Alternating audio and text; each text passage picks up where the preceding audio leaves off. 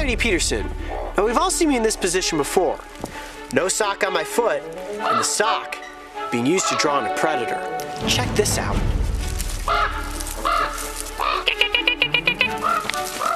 Oh, that right there is a baby red fox.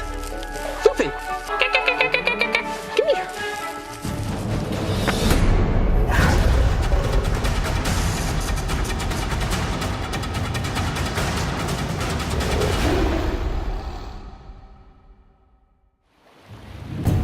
Working with animals can be incredibly difficult, especially when you are hoping to encounter them in the wild and have an up-close interaction that is captured on camera.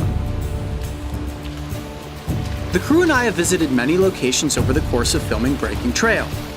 And if you have ever wondered which location has been the most difficult so far, I would definitely have to say it was Alaska. This far northern state is considered to be the last true frontier, and trust me when I say, the environment posed incredible challenges. From the vast lakes, which we explored by kayak, to the rushing glacial melt streams that were nearly impossible to forge without getting soaked by icy cold water. Then there were the incredibly dense forests. Built with ancient trees and thick plants, this habitat provided the perfect hiding places for native wildlife. So I climbed up on top of this stump here, searching the forest. Check out this vantage point. Wow, that is just trees as far as the eye can see. So what becomes the game plan when finding animals in the wild is next to impossible? Simple. We work with ones that have been rescued or raised in captivity. Today we will be working at Steve Kroschel's Wildlife Sanctuary, which is home to many different mammal species, including moose, weasels, and even a wolverine. In my opinion, mammals are the most difficult animals to work with because they very rarely want to be held, and getting them to sit still for the cameras is next to impossible.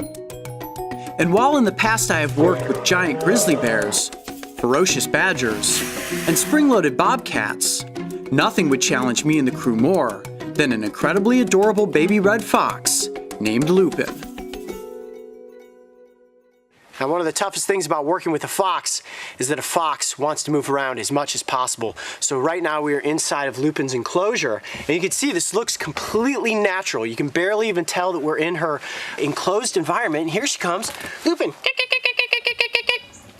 She's very excited to have us in here. Come here, you. As soon as she starts to calm down, I have a good feeling that she'll probably come close for the cameras, but at the moment, we have to let her get acclimated to us being in here. There you are. Are you gonna come hang out with me? Right about now, I am sure you are wondering, what in the world are those noises Coyote is making? Well, they're fox calls that Steve taught me. You see, Steve has the uncanny ability to speak with animals. Now, Steve, Yeah. I hear you making this little, sounds like a turkey noise. Well, I'm talking mink language now. That's mink. Yeah, mink language. You go ahead and try it. Okay. Gotta go faster. There you go. Pretty good. And he said that if I could master the language of the fox, I would likely become one of the skulk, which is a group of foxes.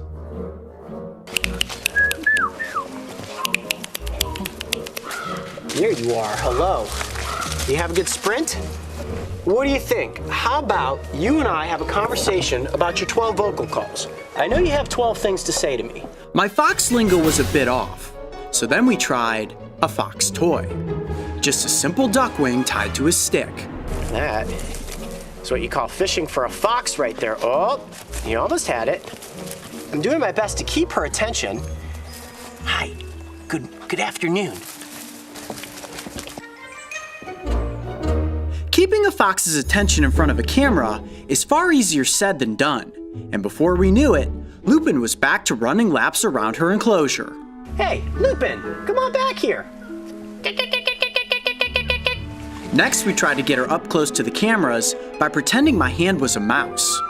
What I'm gonna do right now is turn my hand into a mouse. I'm gonna actually put it down in this hole and bury it in the grass, try to make some mouse noises, rustle this around, and see if I can get Lupin to come and pounce on me. You ready? Yep. Let's try this.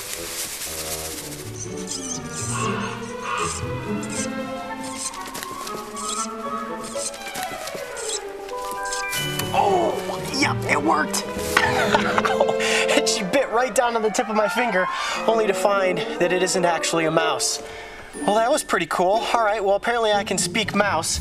Haven't quite yet learned how to speak fox.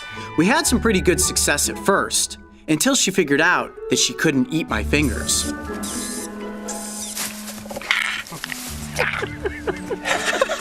How cool is that? Every single time she thinks my finger's a mouse. And that's such a great hunting instinct for this baby animal, to be able to learn that this is how I catch mice. It is very, very difficult to hold onto this baby fox because she wants to run around in the enclosure. So one tactic I used with the ocelot was to take my sock off and get its attention with that. Lupin. Here we go. She's got her attention. Oh boy, look at that. Oh, sock is good. It worked wonders with the ocelot in Costa Rica, so I figured, why not try it with a fox? Get that sock. Now, if I was one of her litter mates and I found something out there in the wild, like a hunter who left a sock behind, this would be a great toy to play with. This fox is incredibly playful, and at this age, that's natural, but even adult foxes, you'll see running around out in fields, prancing, hopping, playing fun games. Anything that she can potentially get her claws and her teeth on is fair game.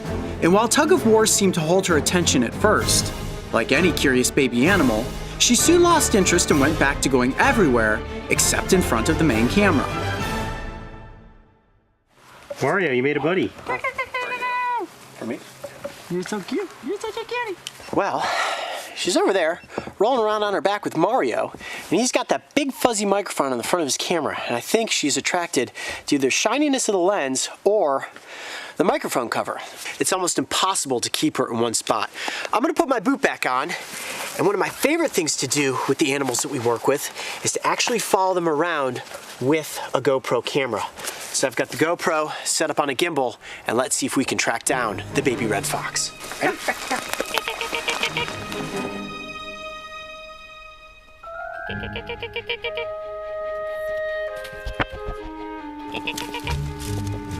The red fox is one of the most elusive animals in the world, and I would say in my lifetime I've probably only ever seen 5 fox in the wild, and even when you do see them, it's only for a brief second. So if you do happen to encounter a fox, consider yourself lucky. This right here, getting to play with a baby one, whew, it's absolutely exhausting. If there's one animal that has really worn me out, it is definitely the baby red fox. This thing's got more energy than any animal we've ever worked with. For nearly 15 minutes, we attempted to follow Lupin around her enclosure. And for a brief moment, she rolled over on her back for a belly rub.